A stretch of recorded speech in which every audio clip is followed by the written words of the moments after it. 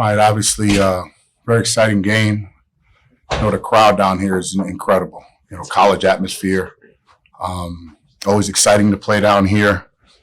And as I said earlier, before we get into the game here, in the past I looked at this here in kind of an immature way with respect to trying to not play the game up too high for my players. But at the end of the day, we all know this is one of the hardest games that we got to play all year.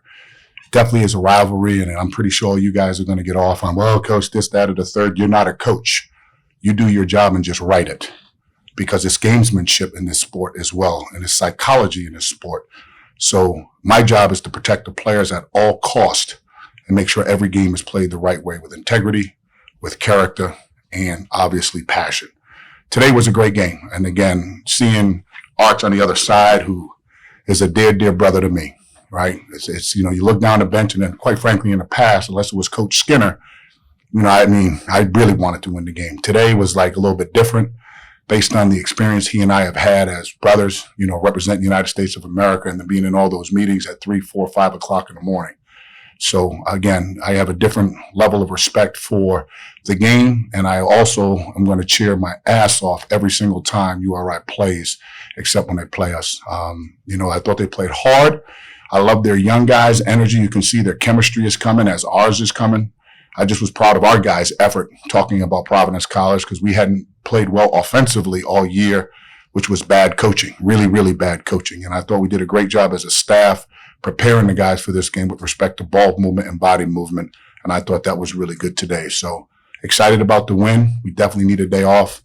We traveled to Texas and then coming down here. You guys are really fortunate to have a crowd like that. This is a tough place to play. And I hope that your fans, our fans in the state of Rhode Island, come out and support this team, because with crowds like that you're down 8 before you get off the bus. And I hope that people come back and, really support the Rams. We wanted ball movement and body movement. We wanted to play with a little bit more pace.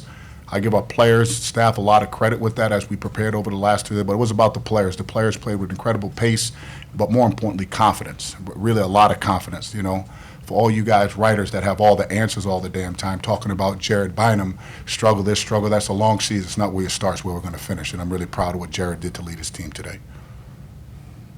Jared, on that note, did you feel better coming into today, and how do you feel leaving the game today? It always feels better when you win. So, we obviously didn't handle business as much as we wanted to in November, dropped a couple games, but it's basketball. The best way to bounce back from that is to, come together as a team through adversity and, make some changes to what we did in the past and fix our mistakes in order to come together as a team in order to get some wins. So, I'm just happy that the group stayed confident coming into this game, and, it's a big one for us and for the program. So I'm glad we got the win. Jared, what was the locker room like just the last couple of days coming into this one? How big of a game it was as you've grown as a leader? Anything that you tell the guys differently before this one? This was my first time playing at URI and playing in the game, a part of PC's team. But just knowing the culture that comes between these two programs in the state of Rhode Island, how hostile it is when we play each other.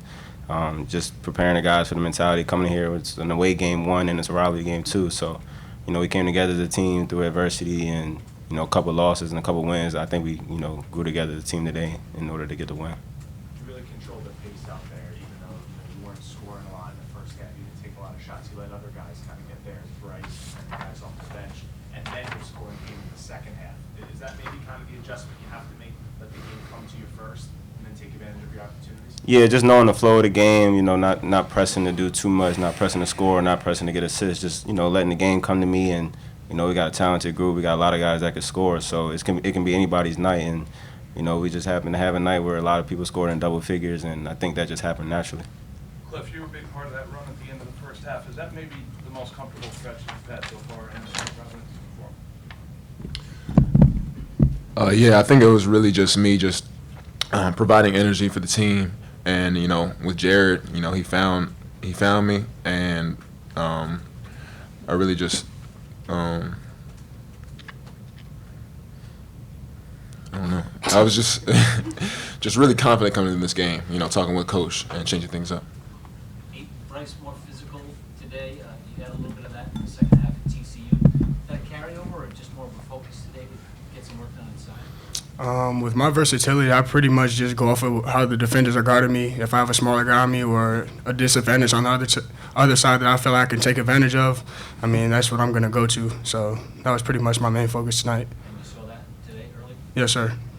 And just the physicalness of, kind of across the board. Mhm. Done in the paint today. Yes, sir. Coach wanted us to make it a point to rebound, and he told me that he expects me to get at least 10 rebounds or 15. He said one game he wanted me to get 20, so, I just try to crash the glass as much You as I can. didn't do it, though. You didn't do it. I just try to crash the glass as Baby. much as I can.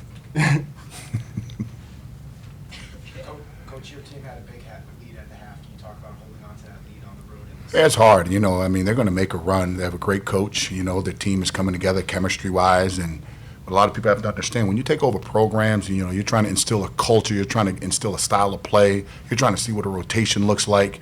I mean, it takes a lot. It takes a lot, And again, we're going through some of that ourselves with so many new players. I just told our guys they're going to make a run. Let's make sure we keep our composure. And I thought we had 2 settle-me-down baskets, both of which were by Jared. Really settled me down. I think Jared hit a 3, then he had a layup. And then I think we came out and got another layup where we got fouled. Like, you need those when you're in these hostile environments. You need settle-me-down baskets, and I thought our players did a really good job holding our composure. So, anytime you can play in front of a crowd like this and hold your composure, it shows a lot of discipline and shows a lot of character. And on that note, when teams are searching for identities with your experience in the past, whether it's during conference play or out of conference play, what does a road win in a hostile environment like this do for a team? I mean, anytime you can win on the road, let alone, in an environment like this, it just gives your players confidence. It gives them, a unity that, you can go into someone's building and play collectively. And, when you see across the board how the ball was shared, I thought our leadership was big time today, which is something that we've been trying to concentrate on. Not many people are going to walk in this building and come away with a win with a crowd like that. It's very, very difficult when playing these environments. Jared, can you talk about the lift, seeing a guy like Alan Bree play today, give your team? Yeah, Bree, ever since he's been here the whole time I've been playing here. So he always brings energy whenever he's in the game, and he's the kind of guy that we look to when he gets in the game to make something happen, to give us an extra boost, whether it's getting a steal, getting a stop, guarding the best player on the other team, getting an and one, making a big 3. He can do it. He's capable of doing all those things. So when he does them, it's not a surprise to me, but it brings a big energy boost to the rest of the team. Yeah, the run at the end of the first half, 17-2, 13 of those points by 50 players. Is there any separate discussion before the game with the older guys in a game like this, environment like this, that they really need to step forward? Jared and I had a pretty open, honest discussion. Was it yesterday, babe? Yeah. Yesterday. The way college basketball is right now and college athletics is very difficult, and you're going to get a lot of players based on the portal, based on the rules. So you want to try to get old and stay old and sprinkle in a couple of young cats that can help and develop to keep your culture and to keep your identity. And, we got 4 23-year-olds out there. They should be good. They should be, right? It's like, you don't be surprised if a 23-year-old playing against some other younger guys play well. You should. You played, it's not like Jared's never played in a big game before, or Cliff or Ed or, they're older than us for crying out loud, So, I mean, I'm not surprised when they play well. I'm disappointed when they don't play well. Hey, Coach, Hopkins tonight, talk about his play. Was this something that you saw in the paint? Because you guys seem to keep attacking the paint a lot during the game that helped keep that lead. Stat-wise, I think Bryce played well. There's 2 or 3 more levels in Bryce Hopkins. You know what I'm saying? From a discipline standpoint, from a physicality standpoint. And what you're seeing from Bryce versus these 2 guys, he didn't play the minutes he wanted last year at his other school. He's just learning how to be a focal point. He's learning how to be versatile. This, to me, is he should do this every night. If not, he should do more. He really should. It's not like he's not playing. He has the green light to do a lot of different things, but his versatility, the best Bryce Hopkins is yet to be seen, and I'm looking forward to seeing that come out of him. So, I wasn't surprised that he did that. He should get 20 rebounds a game. He's one of the most versatile dudes I've ever coached at any level, regardless of the school. And I know it's a lot of pressure on him, I'm saying that, but if I didn't believe that, I wouldn't say it. This dude is going to be pretty special here in our state. One more question. Bryce, just your first game playing against URI in this rivalry as a newcomer here. What'd you think of the rivalry, the atmosphere out there? What'd you think of the rivalry coming in? I loved it.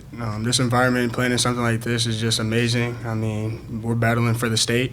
And, I felt the energy from Rhode Island tonight. And, we made it a point in us to, come out with energy, match our physicality, and bring a lot of energy coming off our loss to TCU. So we just wanted to use that as fuel and come out with a chip on our shoulder. And I think we did that tonight.